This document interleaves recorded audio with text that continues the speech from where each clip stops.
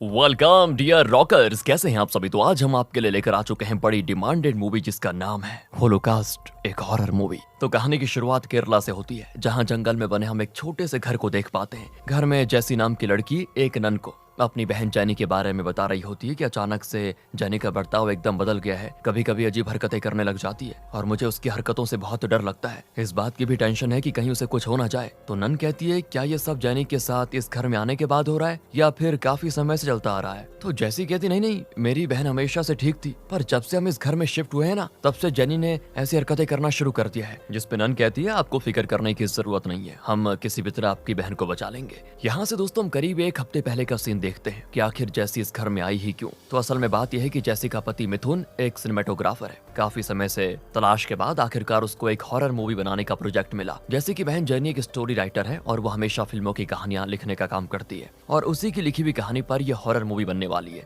अब एक राइटर को शांत जगह चाहिए होती है जहां वो आराम से बैठकर कहानी लिख सके, और जब बात हॉरर स्टोरी की हो तो उसके लिए और शांत और थोड़ी सी डरावनी जगह की जरूरत पड़ जाती है ताकि माहौल बन जाए और स्टोरी लिखने में मजा भी आए। इसलिए मिथुन के दोस्त विनोद ने उसको इस छोटे से घर के बारे में बताया जो जंगल के बीच में बना हुआ है। यहाँ कोई आता जाता नहीं है, तो जैनी यहाँ पर रहकर आराम से मूवी की कहानी को बेहतर तरीके से लिख सकती है। इसलिए ये तीनों विनोद के कहने पर इस घर में आ जाते हैं। अगर मैं इनके फैमिली बैकग्राउंड के बारे में आपको बताऊं तो जैसी और मिथुन दोनों अनाथ हैं। दोनों के माता पिता मर चुके हैं। सिर्फ जैसी और जैनी अकेली अपनी जिंदगी गुजार रहे थे और तब जैसी की जिंदगी में मिथुन आया और दोनों ने शादी कर ली। मिथुन का भी इस दुनिया में कोई नहीं है, तो वो जैनी को अपने साली नहीं बल्कि बहन की तरह मानता है। वो उसके लिए सब कुछ करने को तैयार होता है। अब तीनों जैसे घर में आते हैं ना, एक बंदा विनोद के कहने पर उसको घर की चाबी दे देता है कि अगर किसी भी चीज की जरूरत पड़े तो आप मुझे कॉल कर लेना। ये भी कहता है मैं नजदीकी रहता हूँ, आ जाऊंगा। ये सुनकर मिथुन उसका शुक्र अदा करता है और इसके बाद तीनों घर को अच्छे से एक्सप्लोर करने लग जाते हैं। घर बिल्कुल शांत होता है, ऐसा लगता ही नहीं कि घर में कुछ गड़बड़ी होगी। इसलिए बेफिक्र होकर तीनों उस घर में आराम से सेटल हो जाते हैं। तब तक के लिए जब तक जैनी पूरी कहानी नहीं लिख लेती, ये आराम से यहीं पर रहेंगे। अब रात को सभी से मिलने के लिए विनोद आता है ताकि जान सके कि किसी को कोई परेशानी तो नहीं है, और सभी मिलकर डिनर वगैरह करते हैं। तब जैनी विनोद से कहती है, यहाँ पहले कौन रहता था, आपको उसके बारे में कुछ आइडिया है। तो विनोद कहता है, ना जानो तो बेहतर होगा, क्योंकि लोगों के मुताबिक बड़ा ही खतरनाक पास्ट रहा है इस घर का। अब मैं ये तो नहीं कह सकता कि लोगों की बात में कितनी सच्चाई है या कितनी झूठाई,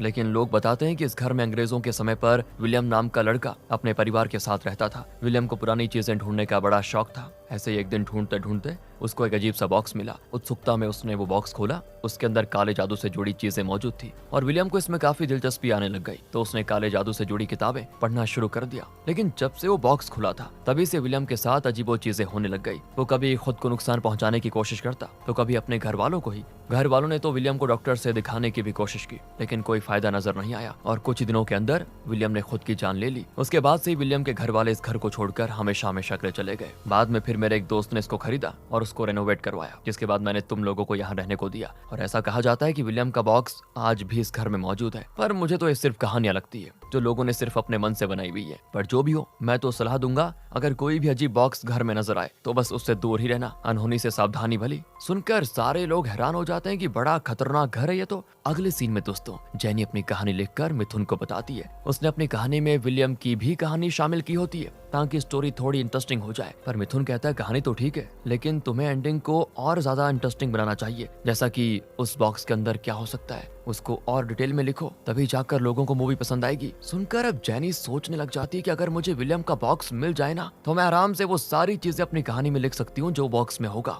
जिससे कहानी में और मजा आ जाएगा। अब जैनी थी तो दोस्तों हॉरर स्टोरी राइटर, उसको भूतों वगैरह पर यकीन नहीं था, इसीलिए वो रात को ही घर के तहखाने में चली जाती है जहाँ कबाड़ सामान रखा होता है। यहाँ पर आकर वो विलियम के बॉक्स को ढूंढ रही होती है और किस्मत से उसे वो बॉक्स मिल भी जाता है। बड़ा ही मिस्टीरियस और खतरनाक बॉक्स नजर आ रहा है दोस्तों, और वहाँ बॉक्स की चाबी भी मौजूद होती है। इसलिए जैनी उसको अपने कमरे में लाकर बिना कुछ सोचे समझे खोल देती है उसको, और उसके खुलते अंदर से काला जादू करने की गुड़िया, कुछ अजीब सा लिक्विड वाली बोतल और एक अजीब छोटी किताब मिलती है जिसमें कुछ जानकारियां लिखी होती है। जैनी ये सब देखकर खुश होती है कि तभी उसके हाथ से वो लिक्विड की बोतल नीचे गिर जाती है, टूट जाती है पूरी तरह, और टूटते ही घर की लाइट गायब। जाने के तो घबराहट के मारे पसीने निकल जाते हैं कि ये क्या हो गया। तभी कमरे का दरवाजा अपने आप बंद हो जाता है, और जैसे दरवाजा बंद हुआ था ना, दरवाजे पर कोई जोर जोर से दस्तक देने लग जाता है। और जैनी डरते हुए दरवाजे के होल से बाहर देखने की कोशिश करती है कि बाहर है कौन। पहले तो उसको कोई नजर नहीं आता, लेकिन तभी अचानक से कोई अदृश्य शक्ति उसके सामने आ जाती है, जिसे महसूस करके जैनी डर के मारे सीधे पीछे की ओर गिर जाती है और तब हमें जैनी के पीछे बेड पर एक आत्मा को बैठे हुए दिखाते हैं। जैनी को एहसास तो हो जाता है कि उसके पीछे कुछ तो है।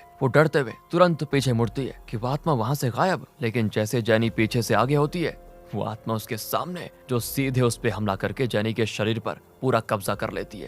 काफी डरावना सीन होता है दोस्तों ये। अब जैसे जैनी पर आत्मा का कब्जा होता है, जैनी बड़ी अजीब हरकतें करना शुरू कर देती है। वो किसी से ढंग से बात तक नहीं करती, सारा का सारा दिन अपने ख्यालों में खोई रहती है। यहाँ तक कि उसने कहानी लिखना भी छोड़ दिया, जो कि उसका मेन काम है। मिथुन और जैसी को जैनी का बर्ताव थोड़ा अजीब लगता है, लेकिन वो ये समझकर इस बात को टाल देते हैं कि शायद कहानी लिखने का प्रेशर होगा, इसीलिए ऐसा कर रही है। पर एक दिन जैसी को घर में बने स्टोर रूम से जैनी की आवाज आती है और वो जैसी वहाँ पे जाती है ना, अंधेरे के अंदर से जैनी जैसी को अपने पास बुलाती है। और तभी बाहर बैठे मिथुन को जैसी के चिल्लाने की आवाज आती है और वो तुरंत जैसी को जाकर संभालता है। तब तक वहाँ जैनी भी आ जाती है, जो जैसी से कहती है कि दीदी आप ठीक तो है ना। जैसी कहती है तुम स्टोर रूम में क्या कर रही थी, मैंने तुम्हें देखा है वहाँ। तो जैनी कहती नहीं दीदी आपको गलत फहमी हुई है, मैं क्यों जाऊंगी स्टोर रूम में बताओ। मिथुन कहता है कि चलो इस बात को छोड़ो, तुम्हें चोट लगी हुई है, डॉक्टर के पास चलते हैं। पर जैसी मना कर देती है कि चोट गहरी नहीं है। अब रात की बात है दोस्तों, जैनी जब पानी पीने उठती है ना, तो किचन में आने के बाद उसको ऐसा लगता है कि कोई तो है किचन में जो उसके पीछे मौजूद है। और ये महसूस करके उसके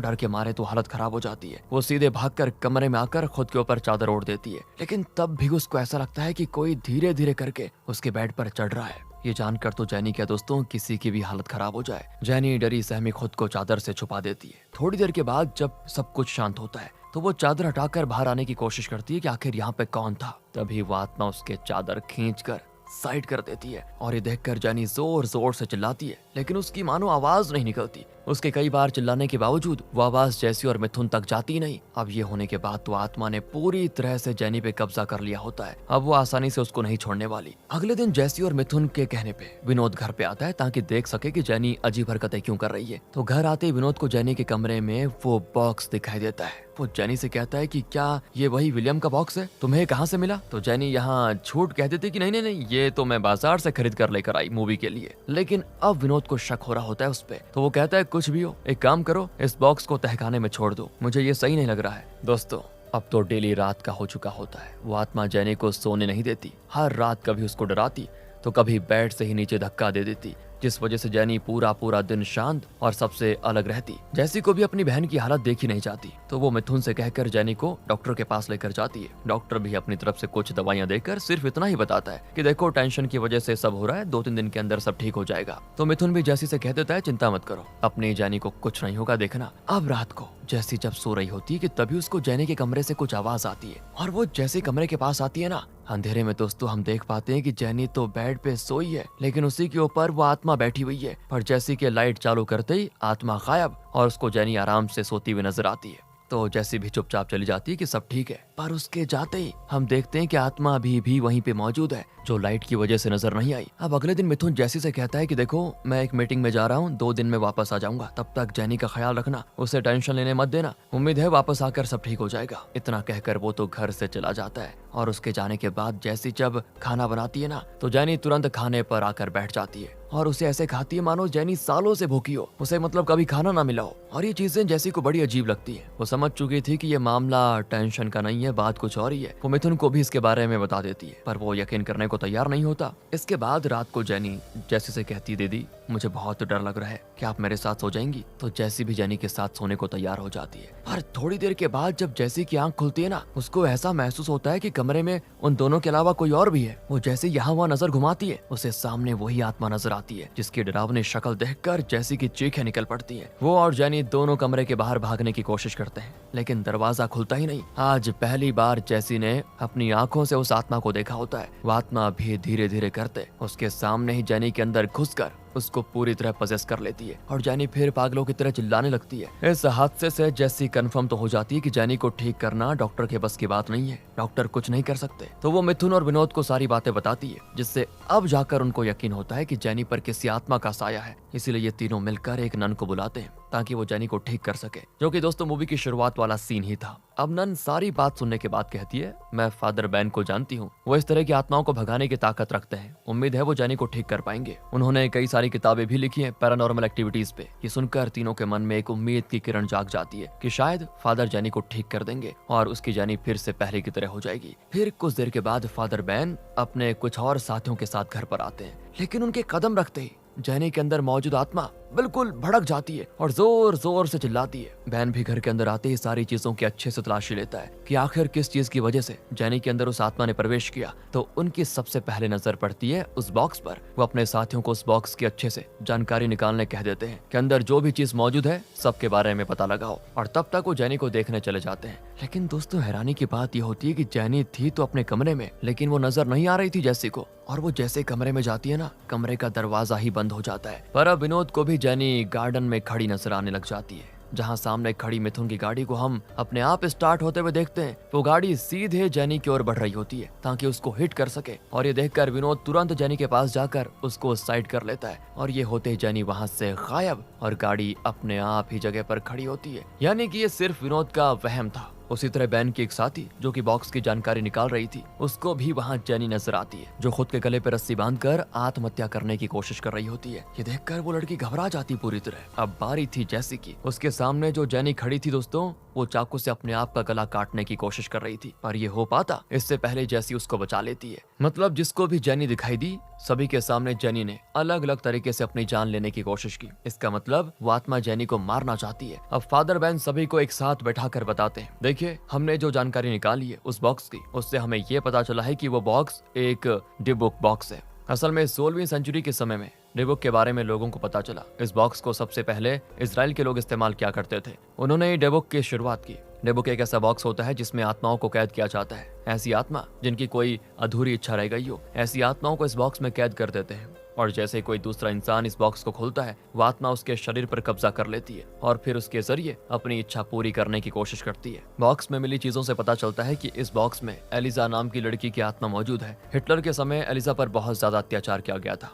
बेचारी ने कई बार खुद को जान से मारने की कोशिश की, लेकिन उसे ये करने ही नहीं दिया गया। कई सालों तक उसे टॉर्चर किया गया और आखिर में जाकर टॉर्चर के कारण ही उसकी जान चली गई। पर उसके मरते ही एल्जा की आत्मा दोबारा वापस आई और उसने उन सारे लोगों को मारना शुरू किया जिसने उसे टॉर्चर किया था। लोगों को एलिजा की आत्मा से बचाने के लिए कुछ ज्यूज लोगों ने रिचुअल के जरिए एलिजा की आत्मा को डिबुक में कैद कर दिया और इस बॉक्स को दुनिया की नजरों से दूर कर दिया। रिचुअल के मुताबिक अगर कोई इस बॉक्स को खोलता है, एलिजा उस इंसान पर कब्जा कर लेगी। एलिजा की इच्छा थी कि वो अपने आप को मार देना चाहती थी, इसलिए एलिजा जैनी पर कब्जा करके उसको मारना चाहती है। ये सुनकर सभी घबरा जाते हैं कि हम जैनी को बचाएंगे कैसे। तो वैन कहता है बॉक्स में ही इसका उपाय भी लिखा हुआ है। उपाय के मुताबिक एलिजा जिस पर भी कब्जा करती है, वो उन्हें 6 दिन के अंदर मार देती है। 6 दिन के अंदर अगर हम जैनी के अंदर से एलिजा की आत्मा को उसकी जान लेने से रोके और एक्सोर्सिज्म के जरिए एलिजा को बाहर निकालने की कोशिश करें, तो वो बाहर आ सकती है। पर अगर 6 दिन में ये काम नहीं हो पाया तो जैनी को बचाना नामुमकिन हो जाएगा। और आज ही 6ठा दिन है। आज हमें एक्सोर्सिज्म करके जैनी को बचाना ही होगा,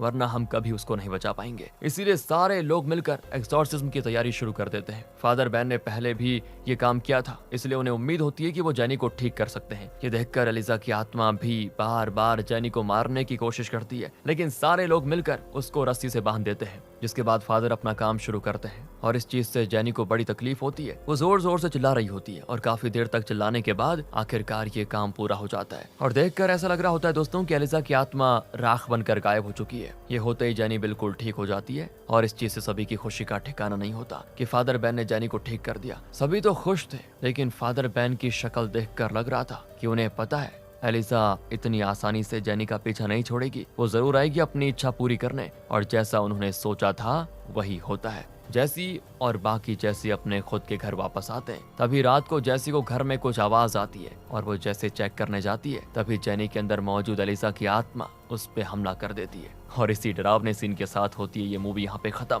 मिलते हैं आपसे अगली वीडियो में। ध्यान रखिए अपना। Thanks for watching.